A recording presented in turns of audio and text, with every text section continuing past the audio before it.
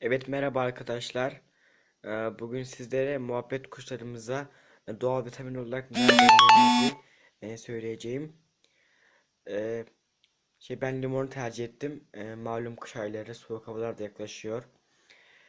C vitamini olarak ben bunu tercih ediyorum. Tavamız içine şöyle limon sıkıyoruz. Az miktarda.